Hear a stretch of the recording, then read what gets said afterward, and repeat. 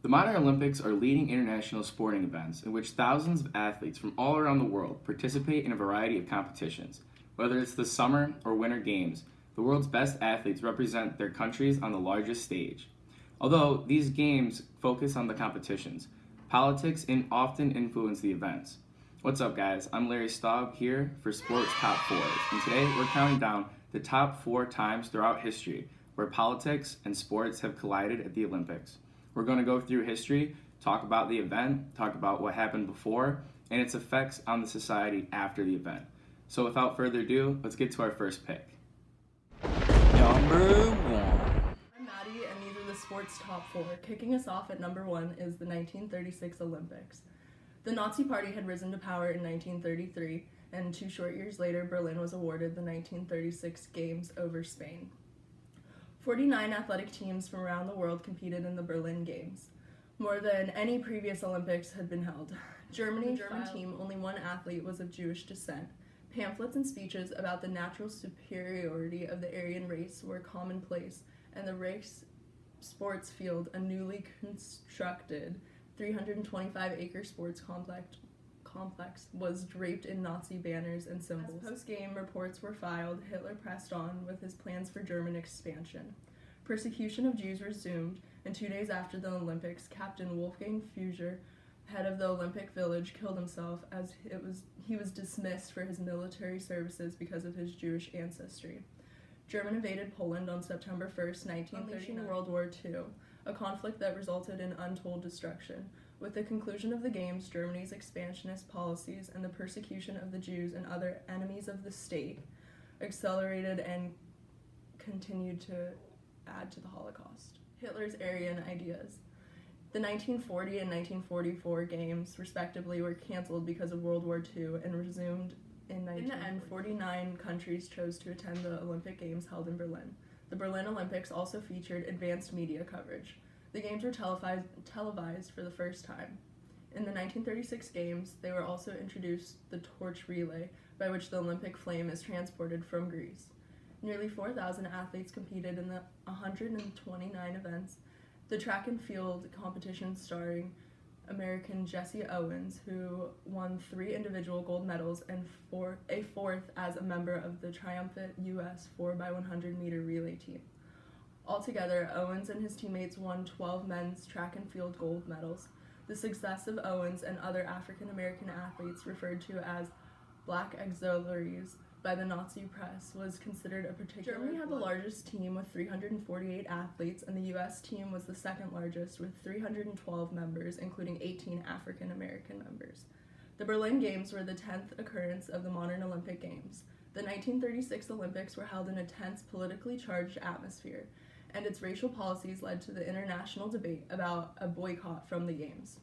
Fearing a mass boycott, the International Olympic Committee pressured the German government and received assurances that qualified Jewish athletes would be a part of the German team, and that the Games would not be used to promote any Nazi ideology. Adolf Hitler's government, however, routinely failed to deliver these promises. Number 2. Number 2, the 1968 Mexico City Olympics. Racial tensions were at a high, and the civil rights movement had given way to Black Power movement. African Americans like Tommie Smith and John Carlos were frustrated by what they saw as passive nature of the civil rights movement. They sought out active forms for racial pride, Black nationalism, and dramatic action. It was only months after the assassination of Reverend Dr. Martin Luther King Jr., and the protests against the Vietnam War were going seemingly as well. In the lead up to the Olympics, Smith and Carlos had helped organize the Olympic Project for Human Rights, a group that reflected their Black pride and social consciousness. The group saw that the Olympic Games as an opportunity to advocate for a better treatment of Black athletes and Black people around the world. Though the project initially proposed to boycott the Olympics altogether, Smith and Carlos decided, in the hopes that they could use their achievements as a platform for broader change. They went on to win gold and bronze, and they agreed to use the win to highlight the social issues ruling the United States at the time. Tommie Smith and John Carlos raised their fists in protest in the 1968 Summer Games in Mexico City.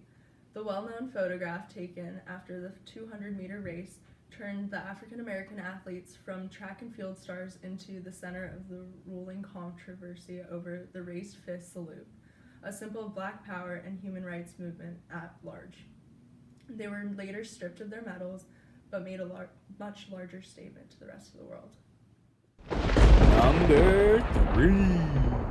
What's up, guys? Larry here again, and today we're talking about pick number 3. So our third pick on this list is the 1972 Munich Olympics. So this was actually the second time that the Olympics were held since 1936 in Germany, and that 36 Olympics had a lot of Nazi propaganda. Adolf Hitler really wanted to showcase the superior Aryan race, and it was very militaristic. Well, the exact opposite was true. We're back in Germany in 72, and this time they used very, very little security, and they actually even referred to the Olympics as the Olympics of peace and joy. So Germany had a lot of warning signs that something might happen at this Olympics. Like I said, there was very little security, and especially when it came to the Israelis. So what actually happened was Israel created 25 different terrorist scenarios of different things that might happen, and Germany actually ignored all of them.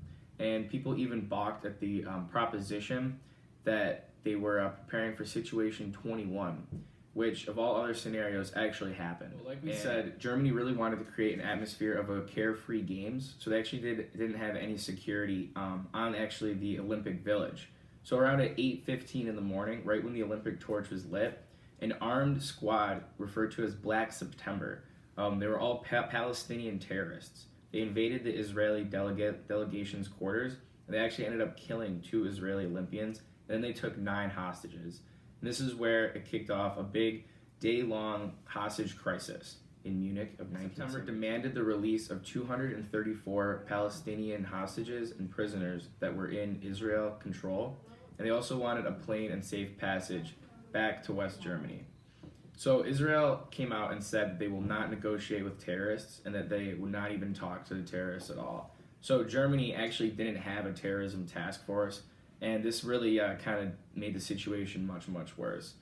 They denied assistance from Israel as well, even though Israel had trained special forces units for terrorism and events just like this. So what Germany actually ended up doing was they sent in a bunch of rescue people and people that were like rappelling down the walls to try to get into the Olympic Village and rescue these hostages. Although since it was such a televised event and it was in the Olympic Village, there was a ton of media coverage.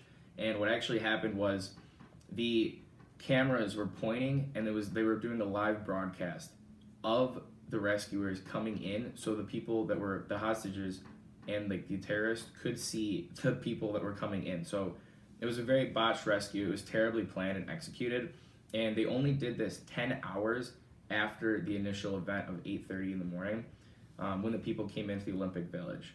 So during this time, all the hostages were being tortured, and it was a very horrific scene. So at the end of the day, a helicopter met the terrorists in an airfield, and then they said that they were going to give them safe passage, but the original plan from Germany was to actually kill these terrorists when they released the hostages, but that actually didn't happen. What happened was the plan was to greet them and then kill them, when actually Black September saw right through this plan, and then they ended up killing their 9 remaining hostages, getting into a huge firefight, and actually killing a West German police officer as well in the crossfire. And at this point, 5 terrorists were dead, and then 3 of them were captured. This event in 1972 was a huge embarrassment for both the country of Germany and the Olympic Committee in general. To have this event and this terrorist operation take place, and then they didn't really do much about it for the majority of the day, it was just a huge embarrassment, and it looked like terrible for everyone involved. But the aftermath could be perceived as much, much worse. A couple short days after, the 3 remaining terrorists that were captured in German control were requested to be released by the Palestinian terrorist group, and then that request wasn't met. So what these terrorist groups did was they hijacked a plane in Germany, and then they negotiated with the West German government that they would release the 3 remaining hostages in exchange for no more attacks. And it's actually kind of disappointing to figure out that in 1992, documents were released by Germany, and it confirmed that they had colluded with the attackers to plan out that hijacking so that they could release those people.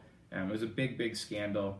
And actually, right after this event, Germany responded in 1973 with operating different raids of their own in Lebanon, and then they also did Operation Wrath of God.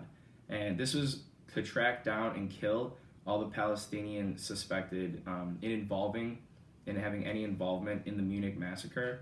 And they actually went through different borders and just operated on their own, killing all these terrorists.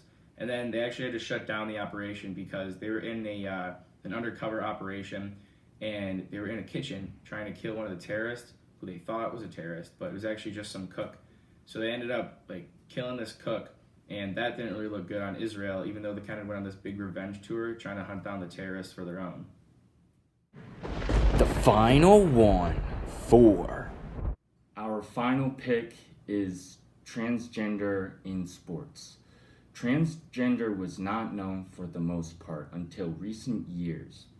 Some of them experienced oppression from society and was really hard for them to get the same opportunity like other athletes. Because of the rules and regulations where it started in various sports at a high school level where these big talks whether or not it is fair for transgender woman or guy to compete in a specific gender sports. And this of course raised some concerns about the integrity of the present and future sports with transgender. Transgender or trans is the umbrella term for people whose gender identify is different from what our biological sex is set out to be. In other words, a man that identifies as a woman or a woman identify as a man, people that identify under these terms have existed in every culture throughout history.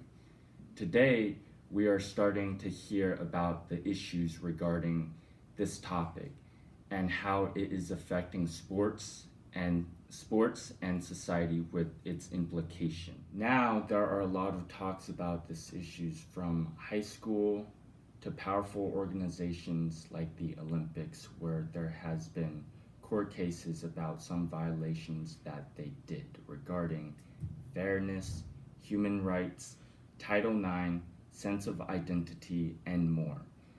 And who has the right to set rules for the transgender to compete in all level and areas of sports. Now we are seeing some changes throughout all of the level of sports regarding transgender community for the better good of our society.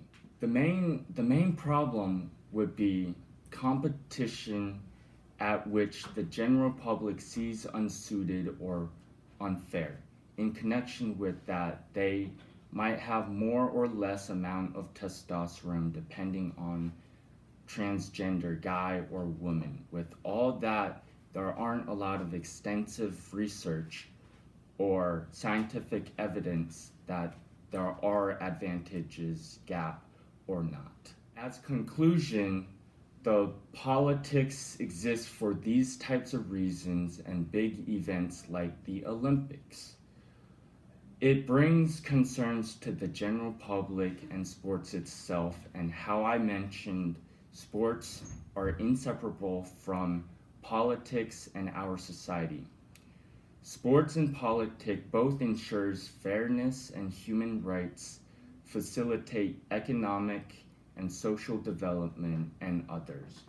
Overall, it is like a check and balance with the sports and society and government, where they are both accountable for the things that they do.